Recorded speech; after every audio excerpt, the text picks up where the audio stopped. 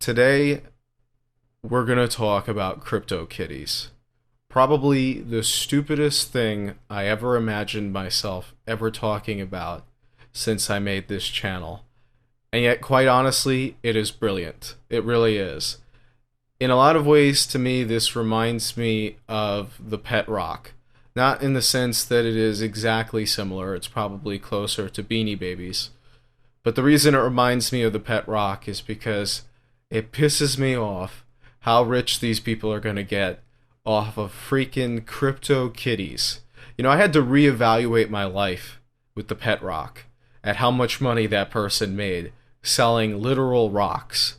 I mean, come on. Anyway, CryptoKitties actually, seriously though, I will tell you that when we think about Bitcoin and other cryptocurrencies, trying to take a serious note on this rather non-serious screen, when we think about Bitcoin and other cryptocurrencies, the problem has been, at least to me, that price has been going parabolic and adoption hasn't been.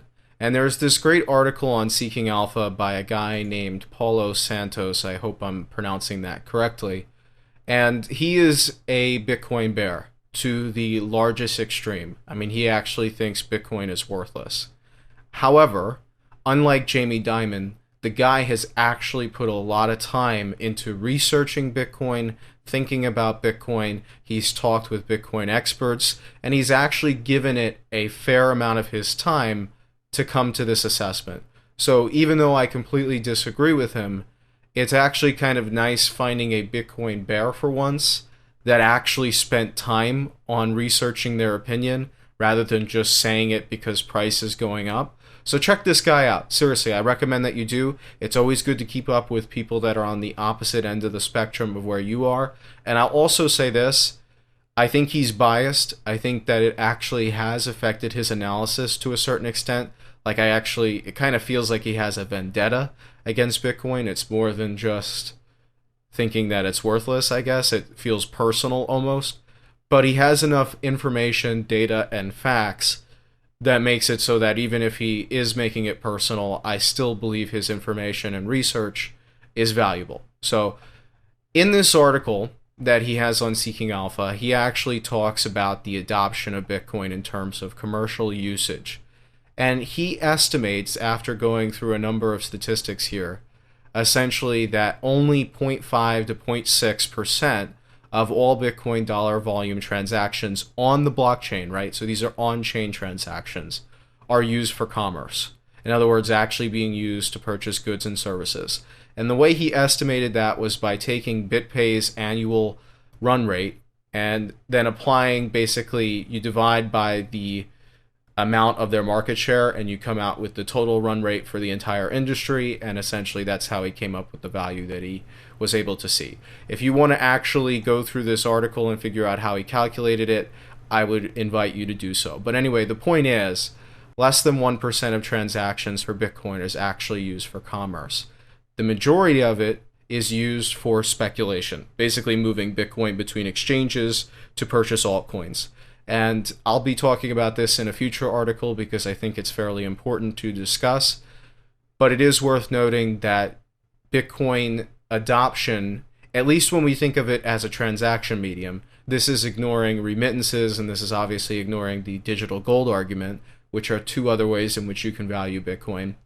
And I will, again, discuss that in a future video/article. But for now, in terms of using Bitcoin as a transaction medium, its price is far ahead of its adoption.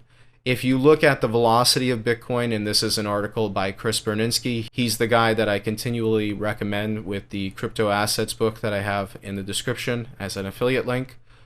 Go check it out. Seriously, it's actually a very good book. But he basically talked about the velocity of Bitcoin, said it was roughly 6.5 in the year of 2016.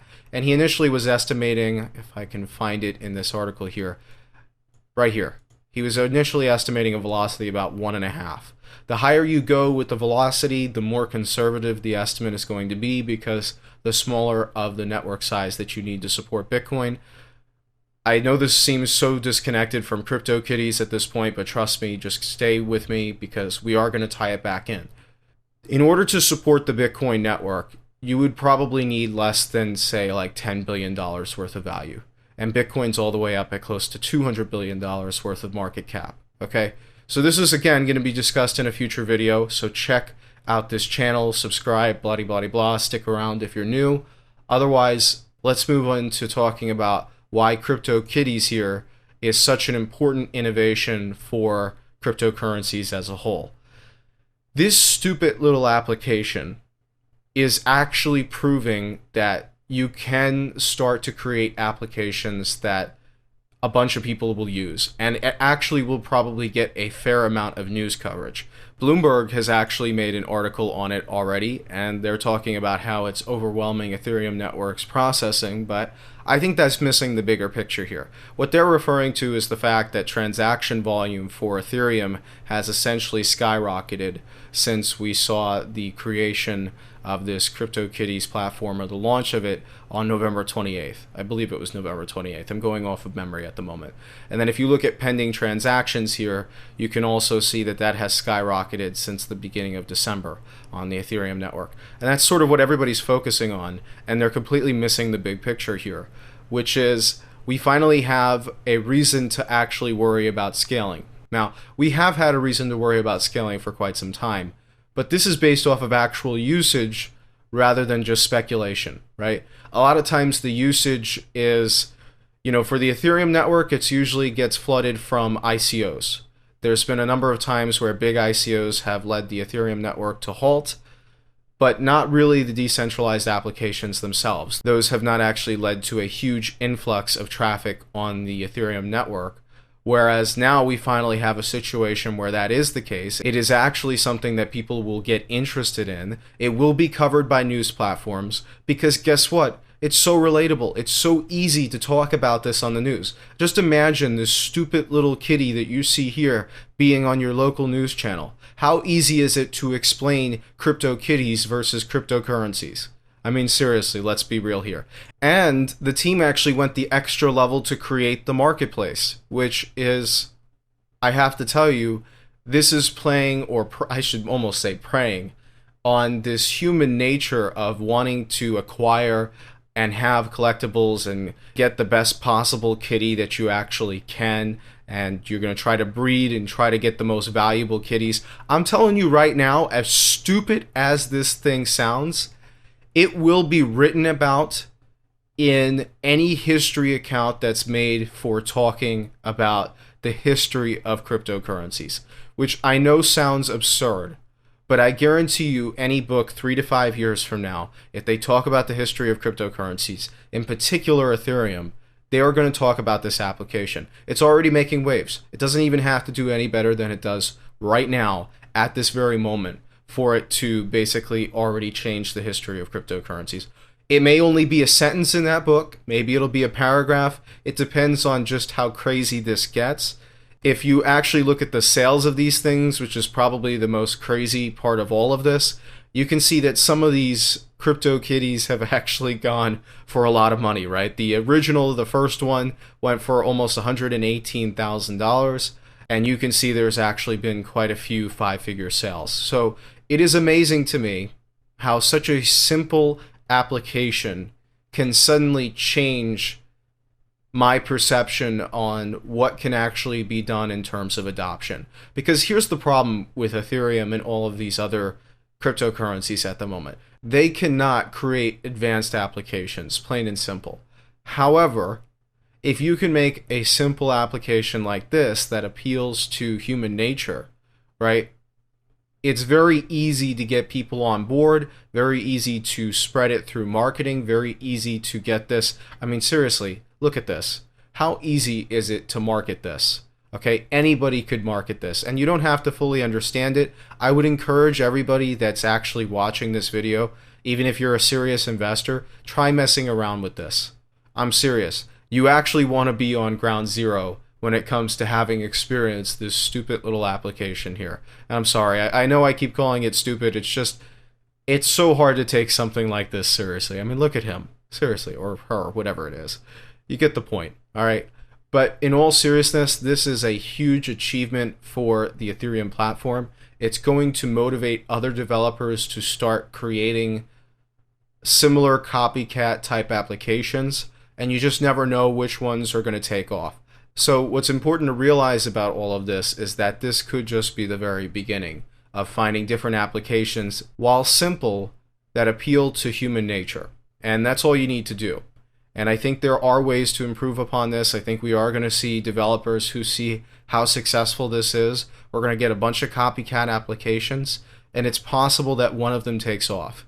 And if one of them takes off, then more and more developers start getting brought in, just like this particular application here will also bring developers in. So I'm actually fairly bullish on Ethereum, especially because if you look at it relative to Bitcoin over the long term here, it's actually reaching a key support level, which is right around that 4 million Satoshi mark. It's a little bit below it, and you can see there's been a few times that it's dipped below that mark, and then it usually comes right back up. Now, I'm not saying it's going to appreciate in terms of dollar level, because I think that Bitcoin is far overextended at the moment. I mean, this is just insane.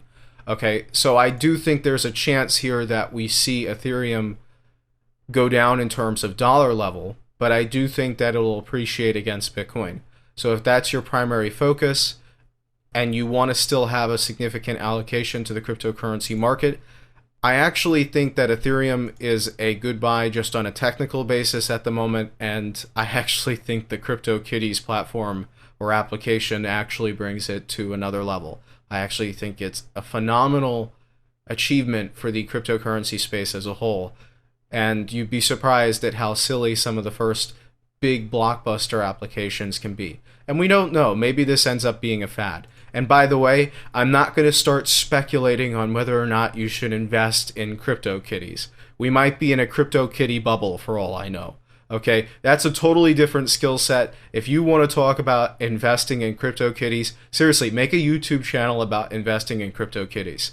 I'm sure there's going to be a demand for it. People will want to hear about, I went to the CryptoKitties Reddit, and there's actually some discussions about how to get the highest possible value breeds out there based off of whatever the two, parents are. Again, that's not really, I don't have time for that. I also don't particularly have a lot of interest in it. However, I will say there is a demand for it at the moment. People are talking about it, and you're actually going to be contributing to the success of cryptocurrencies as a whole. If CryptoKitty does well, then so does cryptocurrencies, as stupid as it sounds. So support CryptoKitties. They're doing phenomenal at the moment. Seriously, every time I check this website, this value keeps going up. We're almost at $5 million worth of kitties that have been purchased and sold. The median price is $23. The average price is $127, which is obviously influenced by outliers like this one that, 5-figure, 6-figure sales. But it's amazing to me regardless. And this is going to be an interesting phenomenon to watch over the next, couple of days, next couple of weeks. Keep an eye on CryptoKitties. I guess we'll see what happens. Anyway, I hope you guys enjoyed this video. As usual, if you would like to support me, there are some affiliate links in the description. And if you are interested in purchasing Ethereum or any other cryptocurrencies, there is a Coinbase referral link in the description that you can use. Otherwise, leave a like, comment, and subscription, and I will get back to you as soon as possible. Thank you for watching.